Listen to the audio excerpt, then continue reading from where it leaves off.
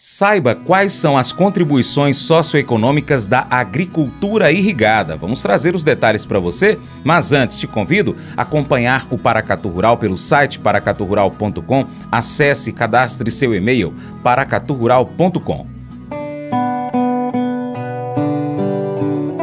Notícias da agricultura familiar.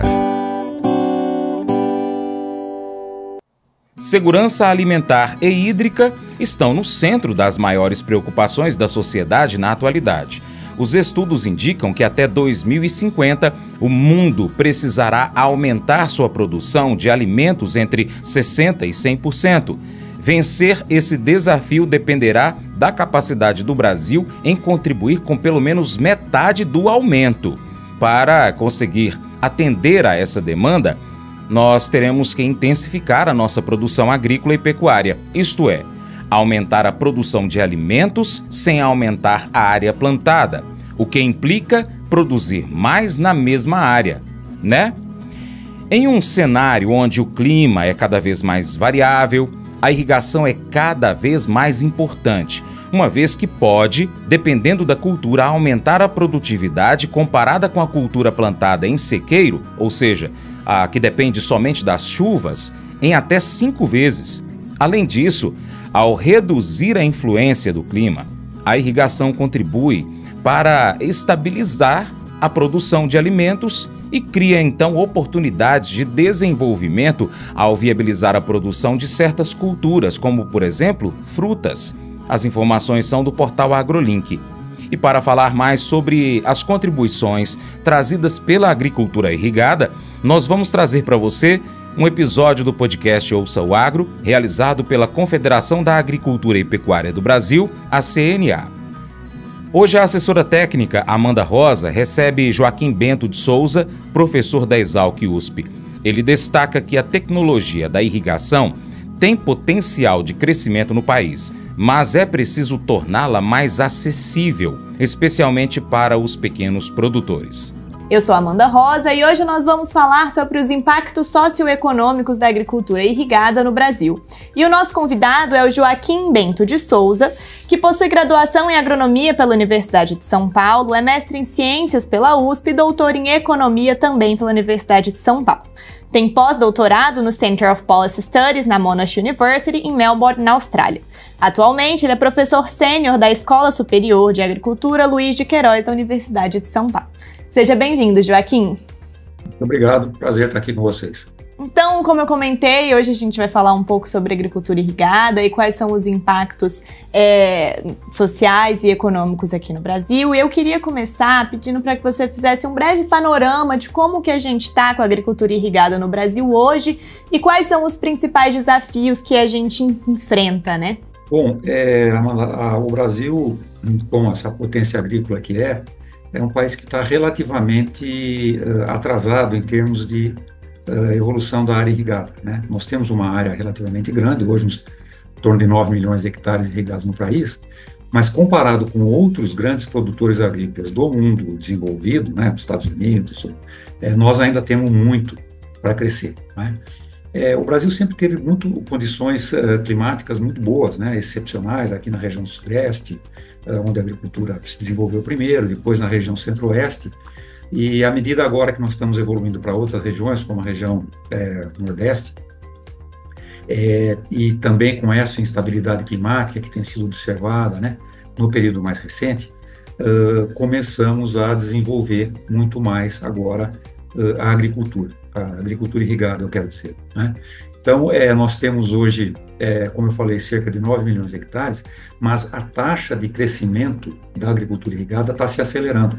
Ela está crescendo muito recentemente por uma série de fatores, a incerteza climática, mas também como elevação de preço de terras, ou seja, a necessidade, né, de numa agricultura moderna a gente usar mais intensivamente a terra, né, e os fatores de produção todos, né, não só a terra, mas como todo o equipamento que está instalado, todo o capital que está instalado nas propriedades agrícolas. A irrigação é uma maneira excepcional, uma forma muito boa a gente intensificar a produção, né, e aproveitando a infraestrutura que já existe, né.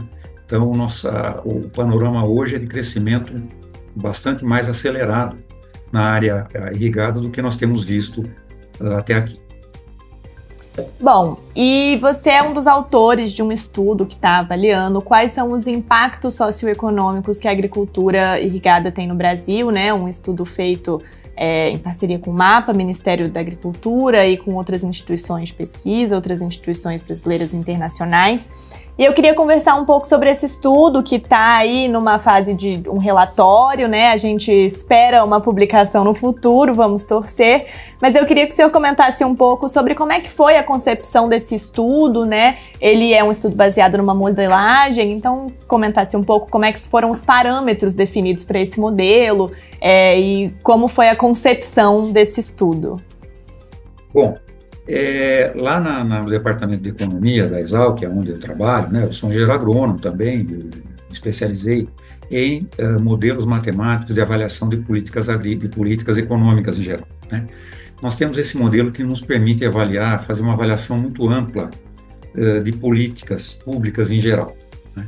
Então, essa avaliação é muito importante porque ela vai além do simples cômputo de custo-benefício, como é feito em geral, né? Porque uma vez que você tem uma política de amplo impacto, como uma política pública como essa de irrigação, né, isso afeta não só a agricultura, mas o produto agrícola aumentando, mudando de preço, afeta todo o restante da economia. Você tem impactos no mercado de trabalho, impacto socioeconômico. Se foi exatamente esse tipo de impacto, esse tipo de avaliação, que ainda não tinha sido feito, né, que o Ministério da Agricultura estava interessado em fazer, né? E ele nos contactou exatamente com essa finalidade. Então foi feito esse amplo estudo, é um estudo que usa basicamente o que se chama de modelos computáveis de equilíbrio geral, ou seja, jargão de economista, né? Mas é um modelo matemático que reproduz a economia, a gente recria os principais elos de ligação da economia no computador, né? E aí nós podemos simular os impactos de políticas, que foi exatamente o que nós fizemos. É muito importante quando a gente faz essas modelagens que pensam na economia como um todo, que fica um escopo maior de avaliação da política pública, né? Não só o impacto no setor, ou na produção e na produtividade das fazendas, né? Eu já vi algumas coisas nesse sentido, por exemplo, de recuperação de pastagens degradadas, que a gente consegue avaliar também, né? Impactos macroeconômicos, impactos na renda dos produtores.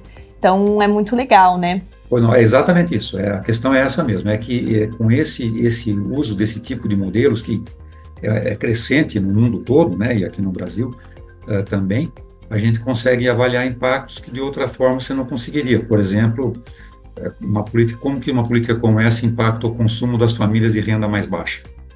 Sim. Com certeza, né? Uma foto muito melhor de uma política pública que está sendo estabelecida, né?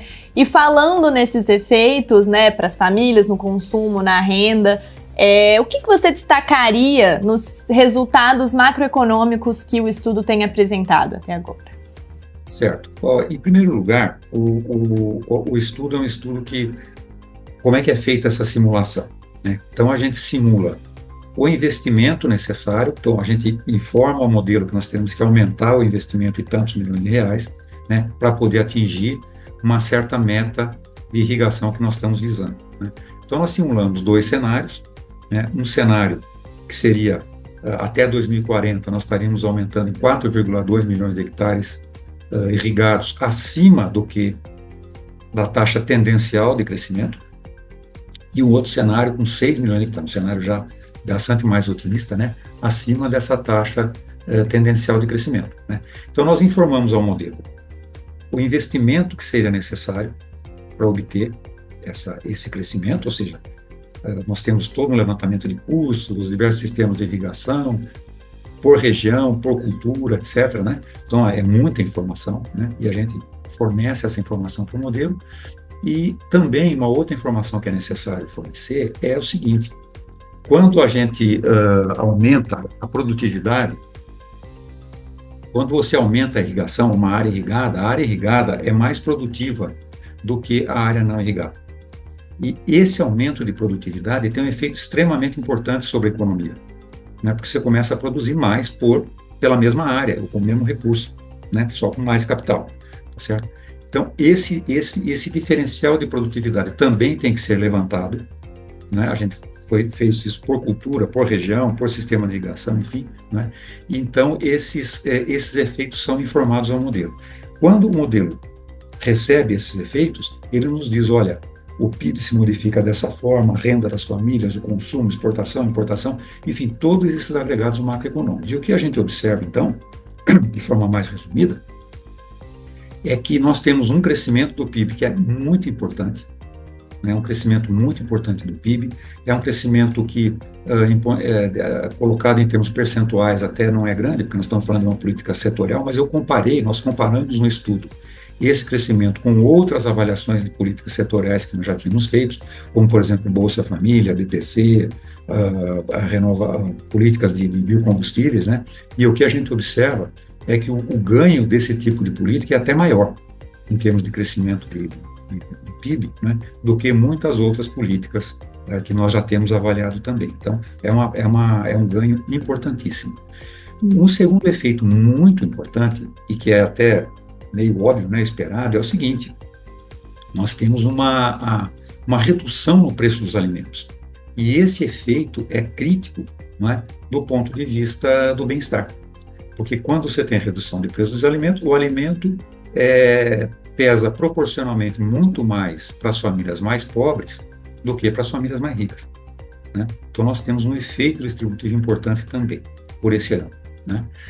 E associado a isso, né, os agregados macroeconômicos em geral, a gente observa um crescimento no consumo das famílias, um crescimento no investimento, obviamente, né, porque nós aumentamos o investimento, crescimento de PIB, né, então, muitos resultados benéficos.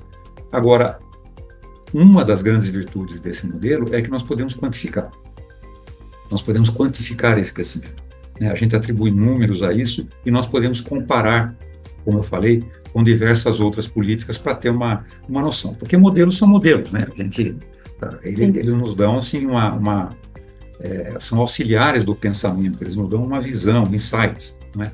Então, é preciso ter termos de comparação, e isso nós fizemos também, mostrando que essa política tem um altíssimo grau de retorno social. Quais culturas demandam maior atenção por parte dos sistemas de irrigação do Brasil? Como é de conhecimento geral, cada cultura apresenta uma resistência diferente ao clima, seja ele de temperaturas mais altas ou baixas. E quais dessas precisam de maior atenção por parte da agricultura irrigada? Nós vamos então acompanhar agora com a assessora técnica da CNA, Amanda Rosa, e o professor Joaquim Bento de Souza, da Exalc USP. Também tem uma diferença, né, entre algumas culturas e algumas regiões também, né? Os impactos, eles são diferentes a depender da cultura. Por que essa diferença acontece e por que ela é maior para algumas culturas, como, por exemplo, grãos, do que para outras? Bem, aí já é um pouco mais de tecnicidade do modelo, né? Mas a razão é a seguinte: quando a forma como é feita a implementação da política, nós usamos a definição de polos. Os polos de irrigação, que foi feito pelo Ministério da Agricultura, Agência Nacional de Águas, né? E então, esses polos, eles estão mais concentrados em algumas regiões do que em outras. Porque o que define um polo, né? Essa definição foi feita em base em estudos anteriores, do próprio grupo com o qual eu trabalho, o GPP, né?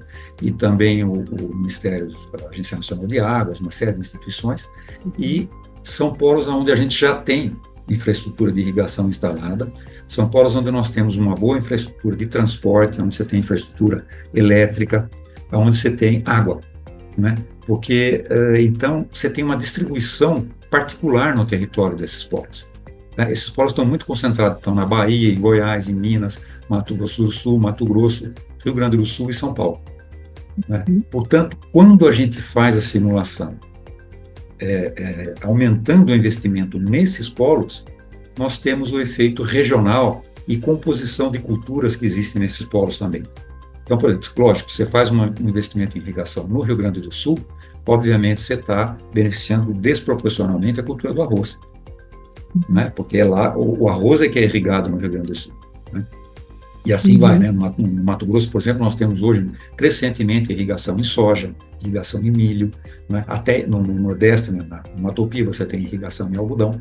Então, isso é que dá, é um primeiro impacto, né? Que dá esse crescimento diferencial nas culturas. Um segundo impacto é que, como eu falei anteriormente, nós temos que computar o diferencial de produtividade que existe entre a agricultura irrigada e não irrigada para cada cultura, né? Então, por exemplo, você pega o diferencial de produção, de produtividade do arroz de sequeiro com o arroz irrigado é enorme, né? Então, 1 hectare de arroz irrigado aumenta muito mais a produção do arroz do que, por exemplo, 1 hectare de milho, em termos percentuais, né? Então, como isso é feito por cultura e por região, né, você tem essa composição que faz com que algumas culturas, então no estudo, por exemplo, aparece o arroz, né, como uma cultura que tem um enorme impacto em termos de produção, o que é muito importante, porque é um elemento importante da cesta básica, né? Mas também outras culturas, como a soja, que é uma cultura de exportação, o milho, que é um insumo importantíssimo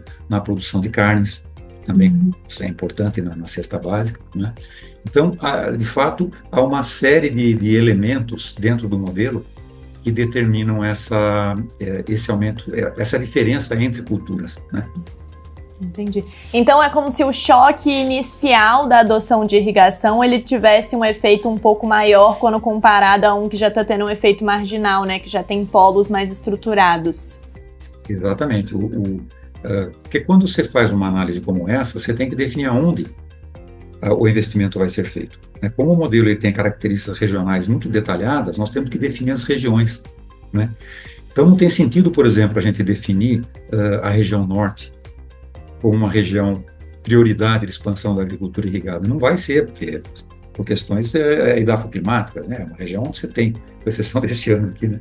Você tem muita precipitação, né? E historicamente não é lá que a agricultura irrigada tem se desenvolvido, né? Ela está se desenvolvendo muito aceleradamente na região noroeste de Minas Gerais e na região sudoeste, na região noroeste também do Mato Piba, né? Na região noroeste da Bahia, naquelas regiões lá, do oeste da Bahia, né? E nós sabemos aonde ele está se desenvolvendo e sabemos aonde estão os polos. Então, nós temos polos importantes no Mato Grosso do Sul hoje, está se expandindo muito, né? No próprio Mato Grosso, o centro-oeste é um polo de expansão importantíssimo, e o sul do Brasil, o sudeste, né? Que também tem, mas hoje já com capacidade de expansão menor, né? Por uma série de limitações físicas de serem regiões de ocupação mais antiga, e não são regiões de fronteira, né? É muito interessante a gente perceber, né, como que vários fatores contribuem para os locais serem mais irrigados, priorizarem mais uma agricultura irrigada ou não, né?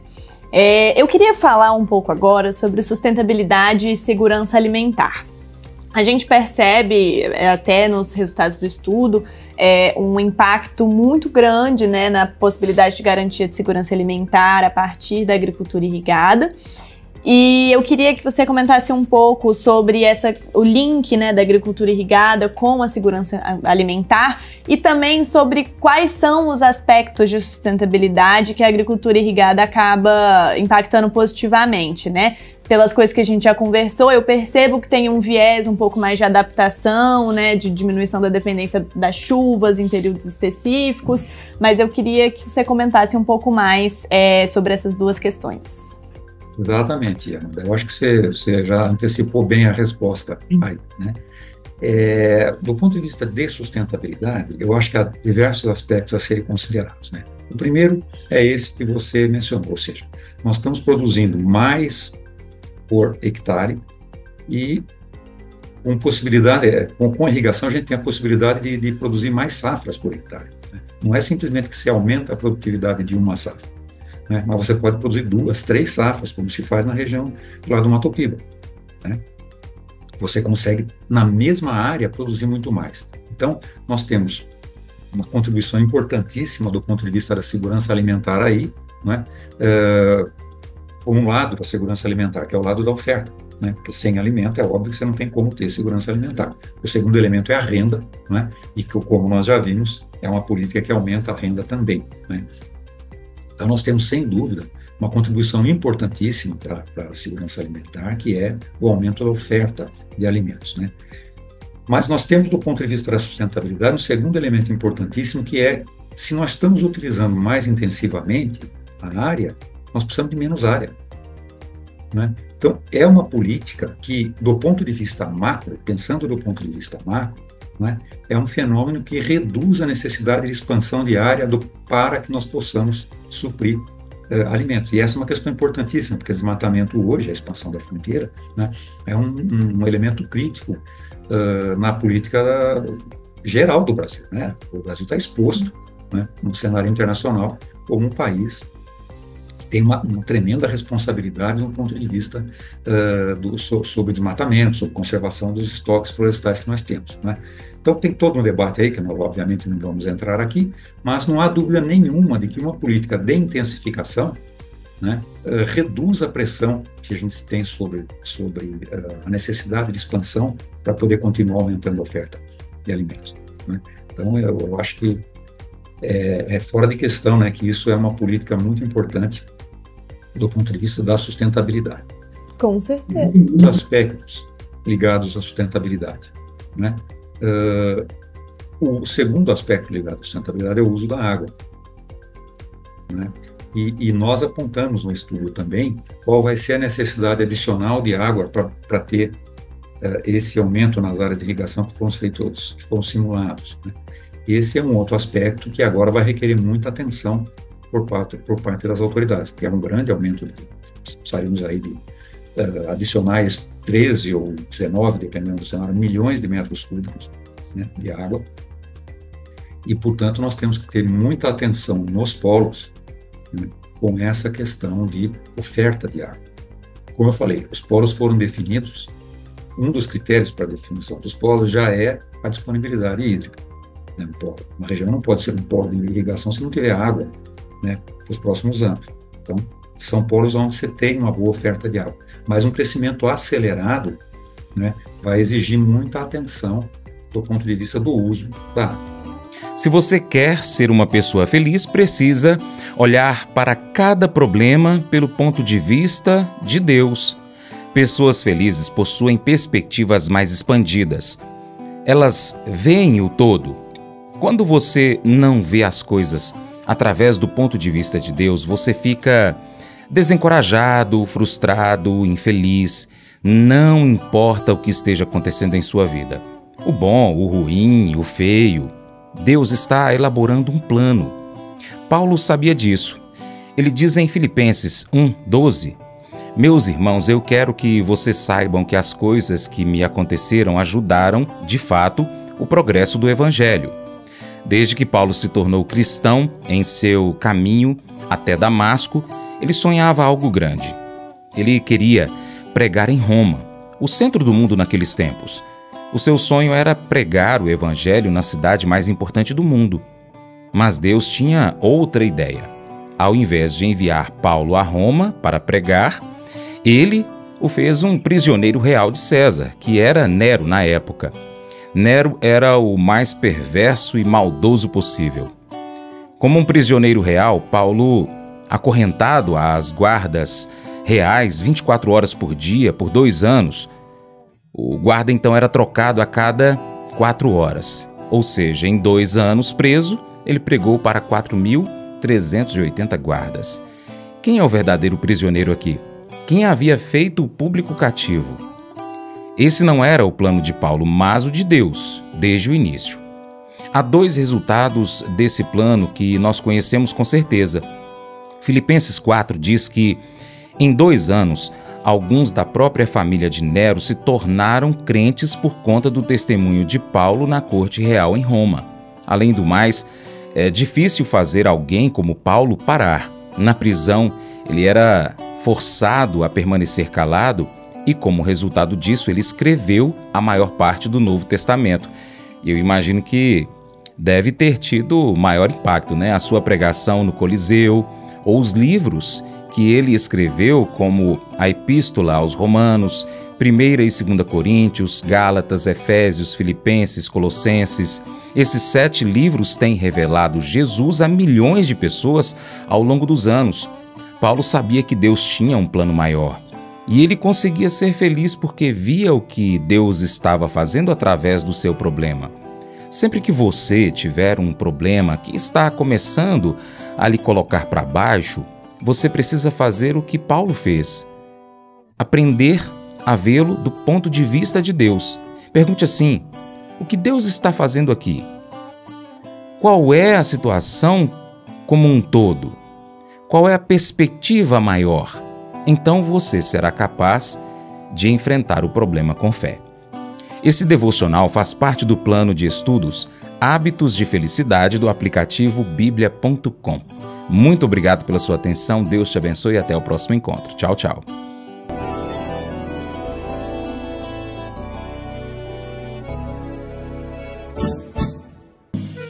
Acordo de manhã para prosear no mundo do campo, as notícias escutar. Vem com a gente em toda a região com o seu programa Paracatu Rural. Tem notícias, informação e o mais importante, sua participação. Programa Paracatu Rural. Programa Paracatu Rural.